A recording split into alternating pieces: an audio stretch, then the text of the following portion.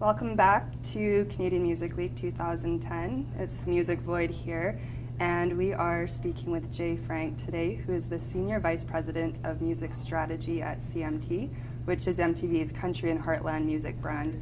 Hello and welcome to the Music Void. Hi there, thanks for having me. Can you just provide us with an overview of your responsibilities at CMT? Sure. At CMT, I oversee music strategy, which covers anything that revolves around music for the brand. So music videos that are on the channel, the website, which is the #1 destination for music videos, for country music videos online, CMT Mobile, even working on ancillary businesses like games. We have a nightly radio show, and a lot of basically anything that touches music within the brand generally falls under what we do, and just try to make sure that we have a cohesive strategy so that we're very consistent with the music that we promote to our audience. Right, and you just released a new book too. Yes, I just released a book called Future Hit DNA. Excuse me.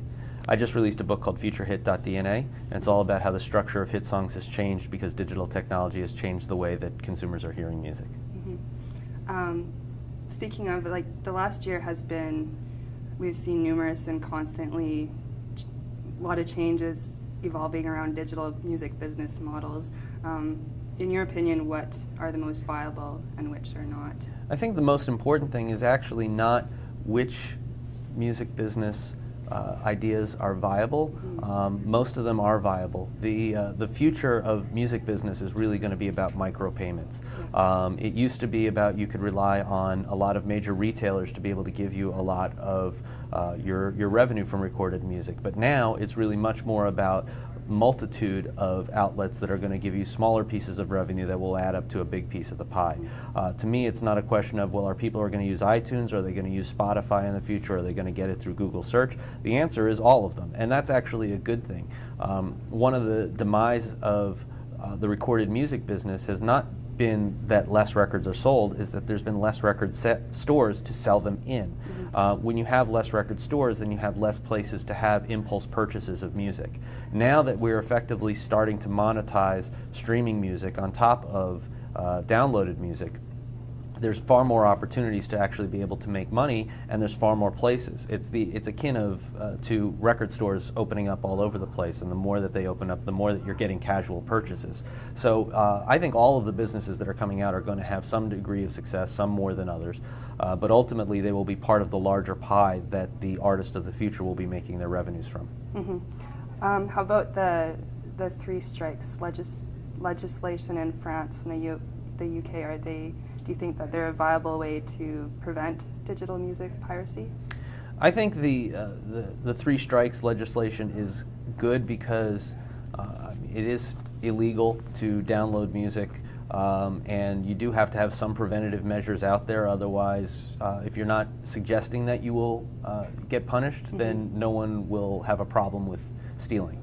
That being said, the music business also has to recognize that the consumer wants music in a different way. There was a recent example where there was an artist, two artists from the UK, Florence and the Machine and Pixie Lott, and I heard them in the US on the same day, and I said I was very interested in actually getting some music. I liked it enough to say I wanted to get some music. I went back to my house. Florence and the Machine was available online digitally, even though the physical record hadn't been released, so I was able to purchase it right there. Pixie Lott, they had decided, well, we want to build up a bigger buzz and we're not going to release it in the States just yet.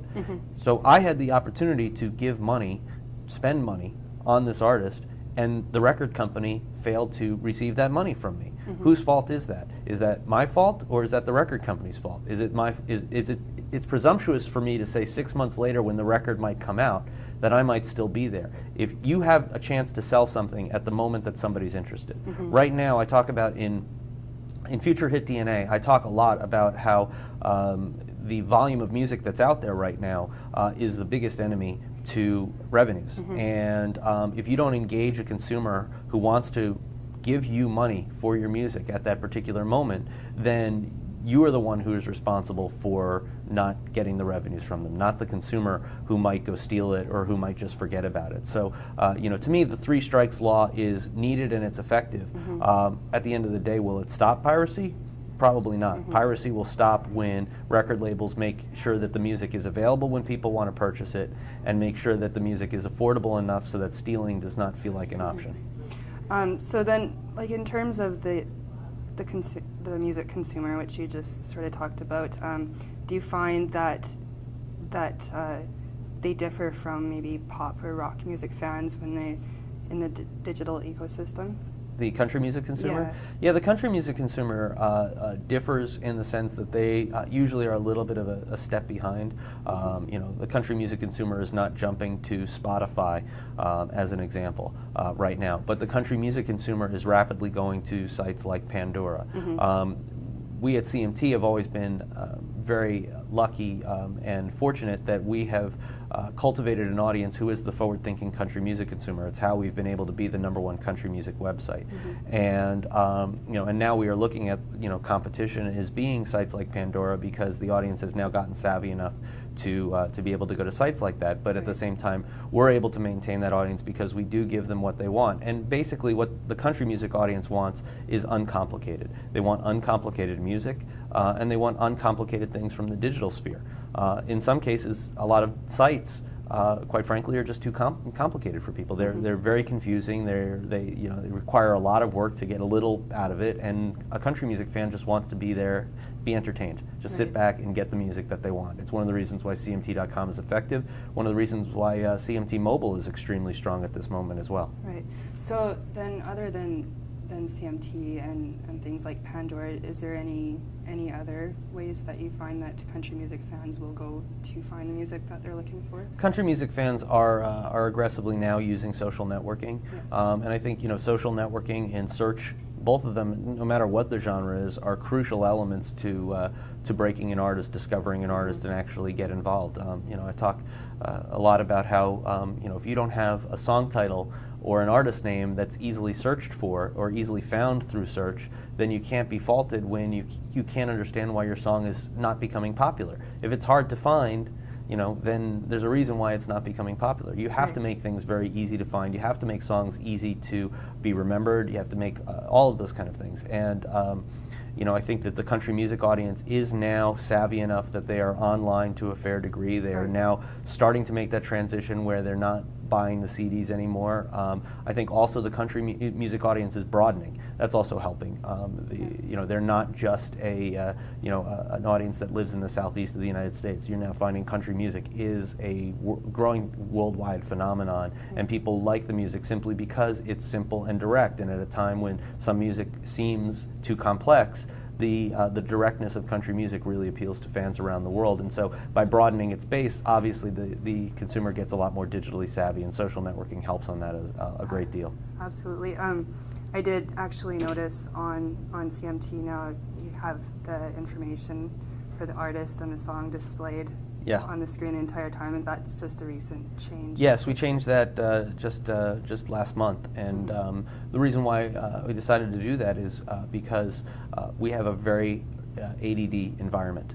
And that's both online and on television. And you know, we're now dealing with a 300-channel world. So in terms of music discovery, you have a lot of people who will go onto the channel and see the channel for 5 seconds, and if they don't see something that they recognize, they will flip off the channel. And so if we go and actually give them the artist name so that they can easily see it at any point in the video, where they don't have to do the traditional thing of waiting until the end of the video, then they're more likely to stick around on the channel because they say, oh, I know what video I'm watching. And they get that on their online experience now, so there's no reason why it should be unfamiliar on the television experience, and we're certainly finding that people are enjoying it. And then the other side is that if they discover something new, they don't have to wait around for the end of the video to say who was that or miss it because they got distracted at that moment. They can instantly look up and know exactly who it is. And again, the music business needs to stop complaining and needs to start figuring out what are the ways that we can all work together to actually solve the problems. And so to me,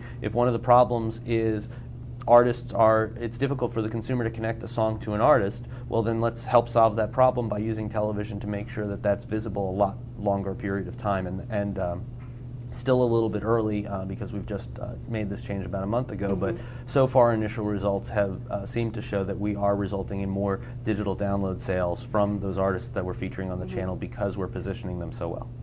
Absolutely. So having said that, where do you see recorded music in 5 years from now? Recorded music in 5 years is going to be in a very interesting place. I think one of the most important things that I talk about in my book, FutureHitDNA, is that recorded music is going to be more plentiful. As an artist, you're going to see less of I'm going to record an album and wait, every 2 years, and much more about I'm going to deliver a batch of songs every 3 to 6 months. And an artist needs to do that because the public is moving so fast when it comes to music. Unless your music is so good and you have earned so much trust as a superstar artist that you can afford to take time off, any time in between songs, from a fan perspective, you run the risk of somebody becoming a fan of another artist, and you can't run that risk right now. You have to be constantly engaging your audience. You have to constantly work at saying you need to be a fan of mine and not a fan of somebody else. And if you're constantly releasing music, that's what a fan wants. And then the fan will say, oh, this artist understands me, they give me the music that I want. They're also more forgiving. How many times have you liked an artist, waited 2 years for an album, and then the first song comes from the album and you go, oh, this is horrible. And you feel let down because you were waiting so long to get that release. If that happens and you get a song and you're like, oh, this song stinks, but know that 3 months later another song is going to come around, you're more forgiving because you say, oh, well, this one's not that great, but maybe the next one will be okay.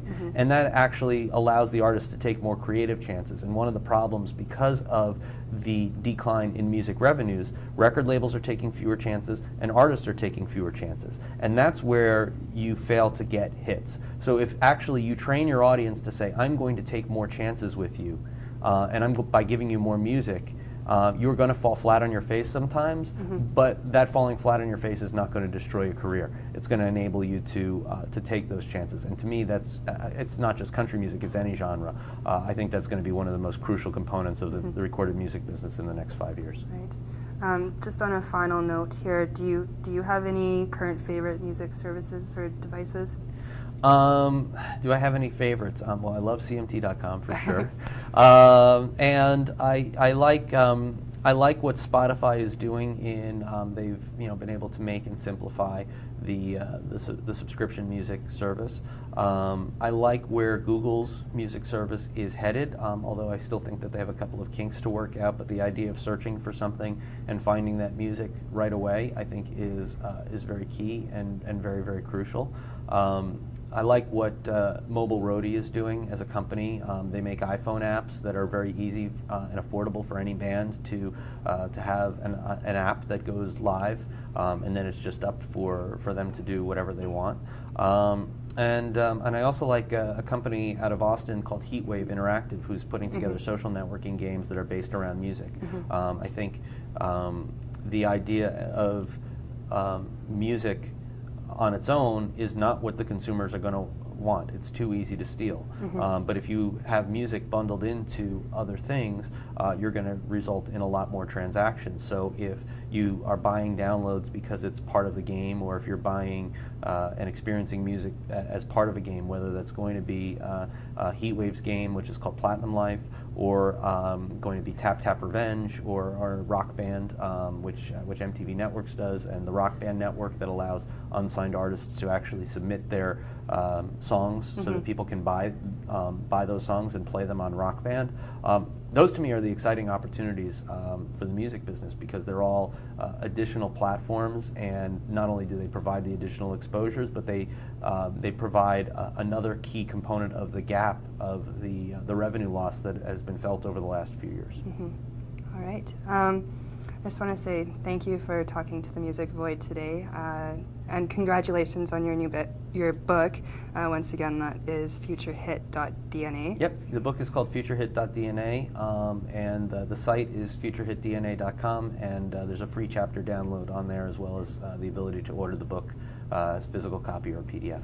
Perfect. All right. Well, I thank you again for talking to us. Thank you. And enjoy CMW. Thank you very much. I love this. Thank you.